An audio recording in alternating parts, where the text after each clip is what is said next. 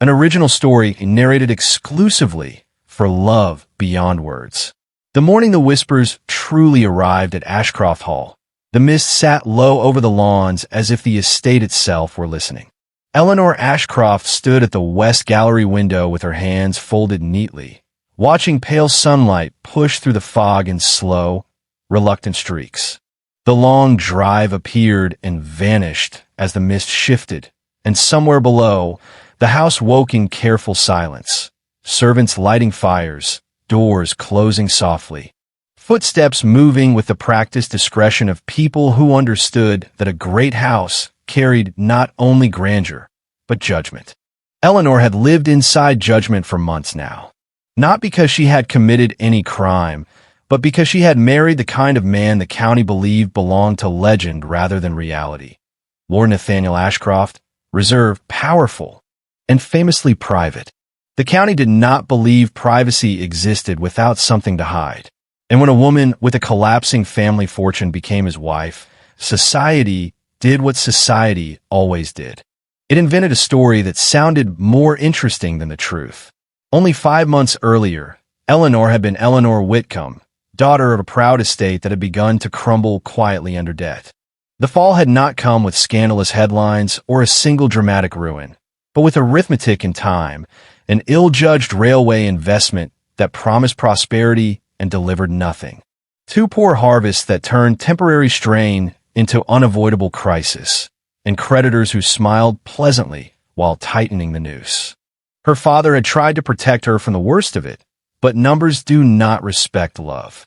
When a solicitor arrived with an expression too kind to be good news, when servants began to whisper about wages being late, when the steward's ledger started to feel like a book of funerals, Eleanor understood what was coming long before anyone dared say it aloud. The Whitcomb estate was headed towards sale. Tenants would be displaced. Staff who had served the family for decades would be dismissed.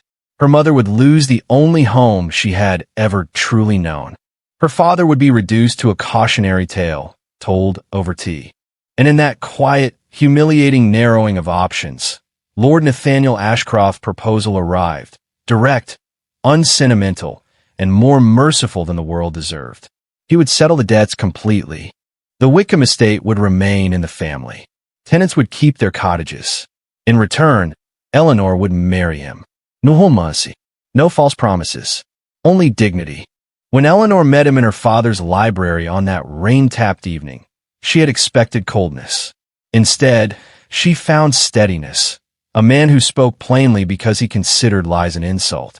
"I will not pretend affection," he told her calmly, "but I will promise respect."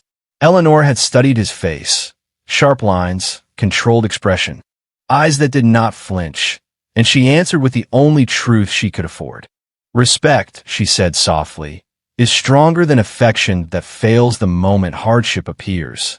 And with that, the arrangement became her marriage.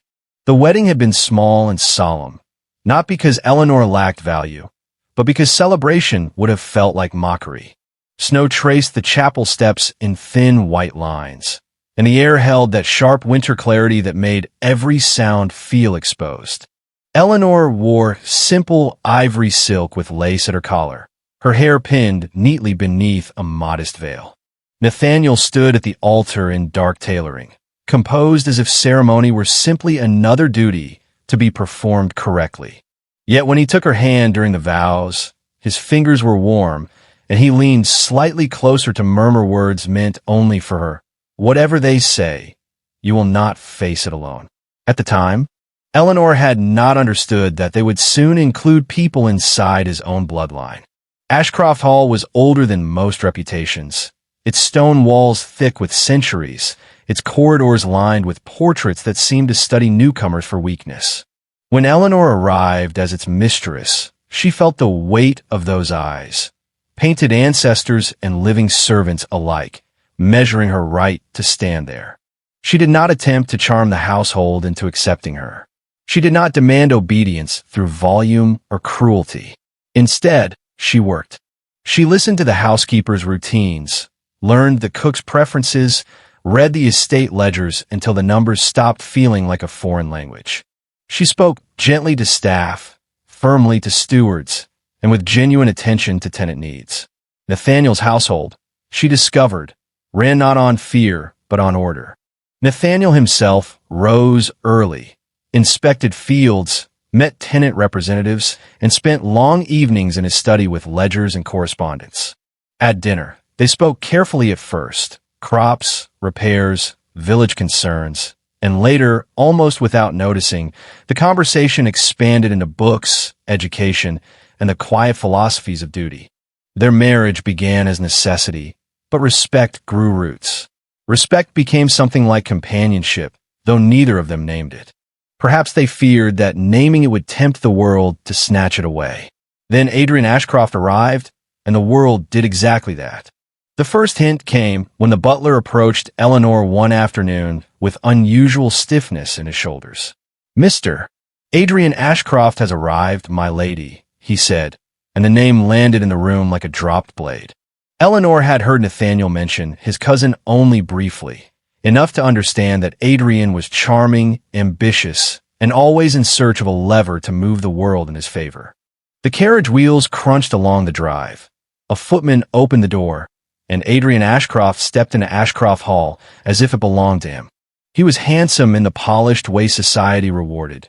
Dark hair with a slight wave, a fashionable waistcoat, an easy smile that suggested he had never been denied anything for long. He bowed to Eleanor with practiced grace. "Lady Ashcroft," he said warmly, "I have been eager to meet the woman who has inspired more conversation than the latest royal scandal." Eleanor's expression remained calm. "I was unaware I had accomplished anything so remarkable," she replied. Adrian's smile widened just enough to show he enjoyed her composure the way a gambler enjoys a difficult hand.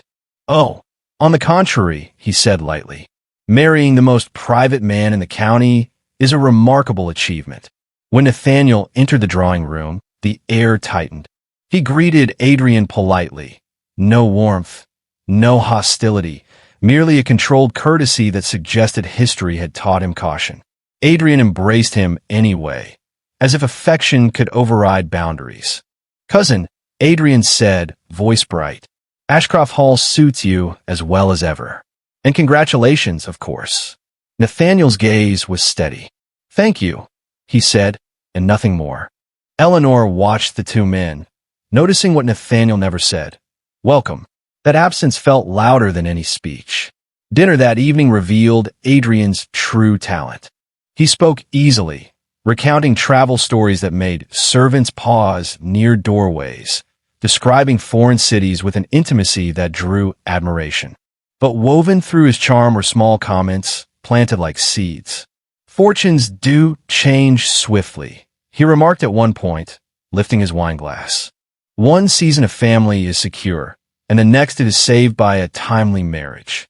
His eyes flicked toward Eleanor for half a second before returning to Nathaniel. "How fortunate," he continued, "that love can be so practical." Eleanor's fork paused for a breath, then continued as if the remark meant nothing. Nathaniel set his glass down with controlled care. "Love is not a topic I discuss at table," he said quietly. Adrian laughed softly. "Of course not," he replied. "Privacy is your finest trait." Within days, Eleanor felt the rumor machine shift from idle curiosity to deliberate construction. Adrian began visiting neighboring estates with extraordinary frequency. He attended gatherings where he knew whispers already lingered about Nathaniel's sudden marriage. He did not accuse Eleanor directly. He was too clever for open cruelty. Instead, he asked questions that sounded innocent. How quickly had the marriage been arranged? Had Nathaniel truly understood the extent of Wickham debt? Was Eleanor's family truly rescued out of compassion or calculation? Each question landed like a pebble in a pond, sending ripples outward. People repeated the questions as statements. Statements became certainty. Certainty became scandal. Eleanor began to hear it everywhere, in the polite pauses of visiting ladies, in the careful sympathy of neighbors who had never offered sympathy before. "You must be relieved," one woman said sweetly, eyes shining with judgment. "To be safe again." Another asked whether Eleanor missed her former life, as if Eleanor had traded identity for comfort. Each remark carried the same unspoken accusation. You did this for money, and therefore you are unworthy of respect. Eleanor endured it without complaint. She had learned long ago that dignity was not given. It was maintained. But Nathaniel heard too. He noticed the tightened smiles, the sideways glances, the way invitations arrived with exaggerated politeness. One evening, he found Eleanor in the winter garden beneath bare vines, her breath clouding the cold air. This should not be your burden, he said quietly. Eleanor looked at the frozen fountain and answered with calm honesty. People enjoy a story, she said, especially one that makes them feel superior. Nathaniel's jaw tightened. Adrian is encouraging it, he replied. Eleanor did not deny it. Then he believes it serves him, she said. Nathaniel's gaze sharpened. It does, he said. He wants to weaken our marriage, your reputation, my position. He believes scandal can do what law cannot. It was then Eleanor understood the true danger. Adrian was not merely cruel. He was strategic. Ashcroft Hall was an enormous inheritance, and Nathaniel's quiet nature made him a tempting target for those who believe power belonged to the loudest. If Adrian could convince society, and perhaps certain legal minds, that Eleanor had tricked Nathaniel into marriage under false pretenses, he could challenge legitimacy, attempt to fracture Nathaniel's standing, and position himself closer to Ashcroft influence. It was an old game, one that aristocratic families played with smiles and knives. And Eleanor was the newest piece on the board. The moment Adrian chose to strike publicly came at Hawthorne Estate during a winter dinner attended by the county's most influential families. The house glittered with chandeliers and polished silver. Men discussed politics. Women discussed each other. Eleanor wore a deep emerald gown, high-necked and modest, her posture composed. Nathaniel stood beside her as they entered the drawing room, calm as ever, but Eleanor felt the tension in his hand when he offered his arm. Adrian moved through the crowd like a favorite actor returning to stage. Smiles, handshakes, laughter that sounded effortless. When the guests gathered for after-dinner conversation and the room settled into that pleasant hum of social theater, Adrian lifted his glass slightly, just enough to gather attention without appearing to demand it. I must say, he began with amused warmth, this season's most fascinating development has been my cousin's marriage. Not because I doubt affection. Surely affection exists in many forms, but because the timing was remarkable. A hush spread in a slow wave. Eleanor felt eyes turn toward her. Adrian continued, voice gentle as velvet. It is extraordinary how perfectly Lady Ashcroft appeared just when her family required rescuing. One might almost believe the entire affair was arranged. The word arranged hung in the air like smoke. Nathaniel's chair scraped softly as he stood. His voice was quiet, but it carried through the room like a bell. My marriage, he said, is not a subject for speculation. Adrian's smile remained. Surely we may discuss coincidences, he replied. After all, it is not every day a nobleman saves a failing estate through matrimony. The insult sharpened. Eleanor could feel the collective breath of the room, the anticipation of drama, the hunger for scandal to become entertainment. Eleanor rose before Nathaniel could speak again. She did not raise her voice. She did not look angry. She looked calm, and that calm was more dangerous than fury.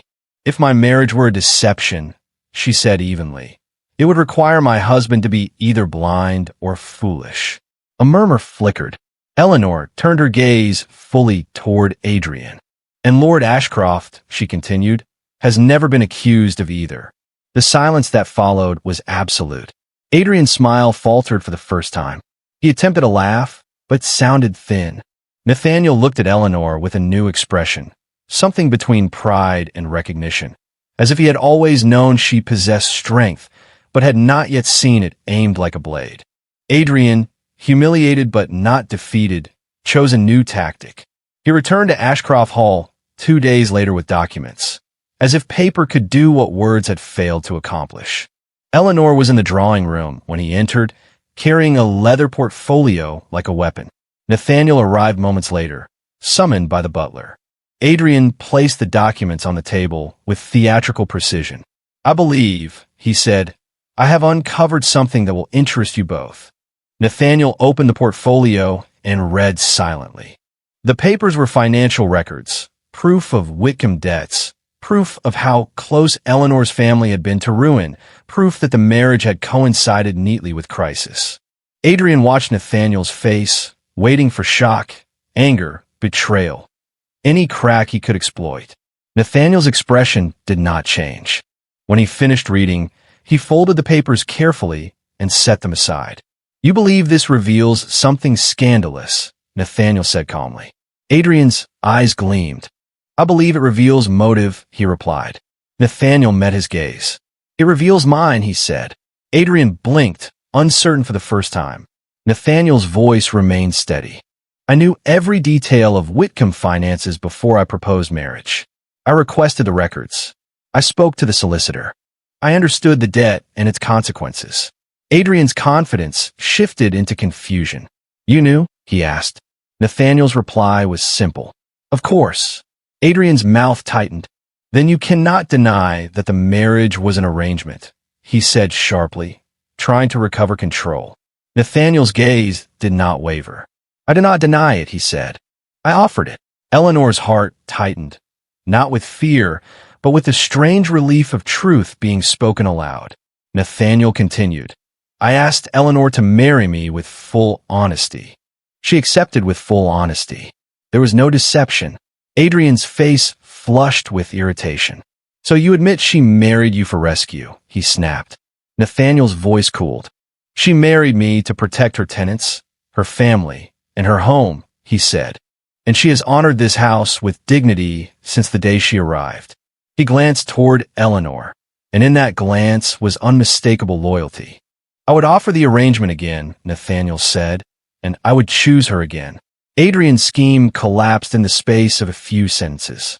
There was nothing left to expose. The scandal was simply a truth that society had wanted to frame as shame. Adrian's papers proved hardship, not manipulation. Nathaniel's calm admission removed the thrill of secrecy. Without secrecy, scandal starved. Adrian left Ashcroft Hall that afternoon with his smile gone and his pride wounded. And within a week, the same social circles that had feasted on rumor began to turn on him for attempting to manufacture disgrace where none existed. Society did not become kinder. It simply changed targets. Yet Adrian was not finished with cruelty. A man who fails publicly often seeks revenge privately. In early spring, Eleanor discovered the next move when the housekeeper approached her with a pale face. "My lady," she said quietly, "there have been letters." Eleanor's stomach tightened. "Letters?" she asked. The housekeeper hesitated. "To certain households," she said, "and to the village." Eleanor took the papers with careful hands. Anonymous notes, crude insinuations about Eleanor's motives, her character, her worth. One letter suggested that Nathaniel's late wife had died under mysterious circumstances and hinted Eleanor had replaced her too easily. Another implied Eleanor was secretly in league with creditors. The lies were absurd, but lies rarely needed logic. They only needed venom. Eleanor felt her chest tighten with anger she refused to show. She brought the letters to Nathaniel that evening. Nathaniel read them in silence. When he looked up, the calm in his face had changed into something colder. "Adrian," he said simply. Eleanor nodded. "Yes," she replied. Nathaniel's fingers tightened slightly around the paper. "He will stop," he said, and his tone held a finality Eleanor had not heard before. "How?" she asked quietly. Nathaniel stood. "By consequences," he said. The next day, Nathaniel did something he rarely did. He invited witnesses, not for spectacle, but for clarity. He summoned the steward, the solicitor, and two respected neighboring landowners known for fairness. When Adrian arrived at Ashcroft Hall, perhaps expecting another private confrontation, he found a room full of people who could not be charmed into silence. Nathaniel did not accuse Adrian with dramatic outrage. He presented facts, the timeline of Adrian's visits, the similarity of handwriting in the anonymous letters to Adrian's own correspondence, identified by the steward who handled mail daily. The accounts of servants who had seen Adrian's man lingering near the village post. The solicitor's warning that continuing this campaign could lead to legal action for defamation and attempted interference with inherent stability. Adrian attempted a laugh at first, then attempted indignation, then attempted charm. None of it worked in a room where charm did not substitute for truth. Nathaniel's voice remained calm, but each word landed like a locked door. "You will leave the county," Nathaniel said. "You will cease correspondence regarding my wife. You will cease spreading rumors that endanger this estate's peace." Adrian's eyes flashed. "And if I do not?" he asked. Nathaniel's reply was quiet. "Then I will ensure you are known for what you are," he said. "Not a protector of family honor, but a man willing to poison his own bloodline for advantage." Adrian's face tightened, and for a moment Eleanor saw something raw beneath his polished exterior: fear. Reputation mattered to men like Adrian more than justice, and Nathaniel was offering him a choice between retreat and public ruin. Adrian chose retreat. Within a fortnight, Adrian was gone. Spring deepened, and Ashcroft Hall breathed again. The village schoolhouse received new books Eleanor had ordered. Tenant cottages continued repairs she insisted upon. The staff moved with lighter shoulders. Yet Eleanor herself felt changed. She had entered Ashcroft Hall believing survival required surrender. She had discovered instead that survival could become strength when paired with respect.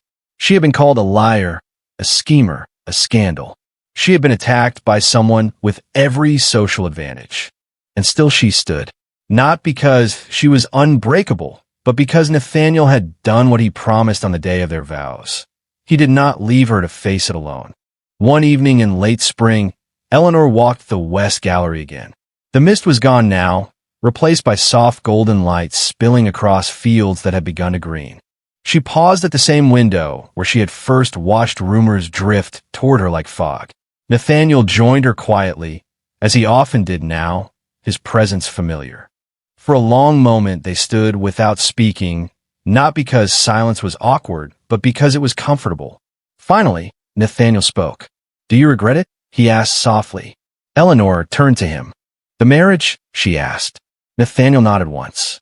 Eleanor considered the question carefully, because she had promised herself she would never lie in this house. She thought of her father's shaking hands over debt papers. She thought of the chapel in snow. She thought of Adrian's smile and the way it had sharpened. She thought of the day Nathaniel admitted the truth publicly without shame. She thought of the village children reading in the schoolroom, of tenants who still had roofs because the Whitcomb estate remained intact, of her mother's letters filled with relief rather than fear. "I regret that it had to begin as necessity," Eleanor said quietly. "I regret that the world makes survival feel like disgrace." Nathaniel's gaze held hers. "And you?" he asked. Eleanor's lips softened into the faintest smile. "But I do not regret you," she said. Nathaniel's expression shifted, subtle, restrained, but real. "I did not intend to become," he began, then stopped, as if the word felt too exposed. Eleanor waited without pressing. Nathaniel exhaled slowly. "I did not intend to become attached," he admitted. "I believed duty would be enough." Eleanor looked out over the fields. "Was it?" she asked. Nathaniel's hand found hers, warm and steady, fingers closing with quiet certainty. "Duty brought you here," he said, "but it is not what keeps you here." Eleanor's breath caught. Nathaniel continued, voice low. "When Adrian tried to destroy you, he believed he would reveal a lie. Instead, he revealed something I had not admitted to myself." Eleanor turned slightly toward him. "What?" she asked. Nathaniel's gaze did not waver. "That you are my wife not by contract alone," he said, "but by choice." Eleanor felt her throat tighten, and she realized that the love story society called a scandal had become something stronger than rumor. It had become truth earned through trial. The final proof arrived not in a dramatic declaration, but in a quiet letter from Eleanor's father later that week. He wrote that the Whitcomb tenants had held a small spring festival, that laughter had returned to the village green, that families who had feared displacement now spoke of planting gardens again. He wrote, too, that some neighbors who had once whispered now greeted her mother with respect, because the scandal had evaporated under the weight of Nathaniel's honesty. Eleanor folded the letter and held it for a long time. Her survival had not only saved a house, it had saved a community. And in saving it, she had found something she never expected to claim: belonging. Months passed. Summer arrived. The estate warmed. Invitations returned, but now they carried a different tone. Less curiosity, more acceptance. Eleanor and Nathaniel attended one gathering together, not because they sought society's approval, but because hiding gave gossip oxygen. This time, when they entered the room, whispers faltered rather than grew. People watched them, yes, but with the uncertain awareness that their old story no longer fit. Eleanor met those eyes with calm grace. Nathaniel stood beside her with quiet authority. And for the first time, Eleanor understood the strange power of simply enduring, not with bitterness, but with dignity. On the anniversary of their wedding, Nathaniel took Eleanor to the small chapel again. There was no audience, no priest, no ceremony, just the two of them standing in the cold stone hush where their vows had been spoken. Eleanor's breath fogged in the winter air. Nathaniel looked at her as if he were measuring time differently now, not by seasons, but by the quiet ways she had altered his life. "I meant what I said that day," he told her softly. "You would not face this alone." Eleanor's eyes warmed. "And I meant what I promised too," she replied. "I would build dignity, even if love never arrived." Nathaniel's mouth tightened with something like regret. "Love," he said, and the word sounded strange on his tongue, "arrived anyway." Eleanor's breath caught, and Nathaniel reached for her hand with the same steady warmth he had offered on their wedding day. "Not a spectacle," he continued, "not as a story they can gossip about, but as something quiet and real." Eleanor squeezed his fingers gently. "Then let it remain quiet," she whispered. "Let it remain ours." And so the scandal ended the way scandals always do when truth refuses to bend, not with a grand victory speech, but with the simple refusal to be destroyed. Adrian Ashcroft vanished into another circle where his charm could begin again, but Ashcroft Hall remained steady, warmed by a mistress who had learned that survival could be honorable. The county's whispers moved on to new targets, as whispers always did, but the story Eleanor and Nathaniel lived did not belong to those voices anymore. It belonged to the quiet acts that built it, the repairs made, the tenants protected, the letters answered, the hands held without performance. In the end, everyone who had insisted her love story was a scandal had been wrong about the most important thing. It was never a lie. It was simply a love that began in necessity and proved itself in fire. And when the cousin came to destroy it, he only revealed how unbreakable it had already become.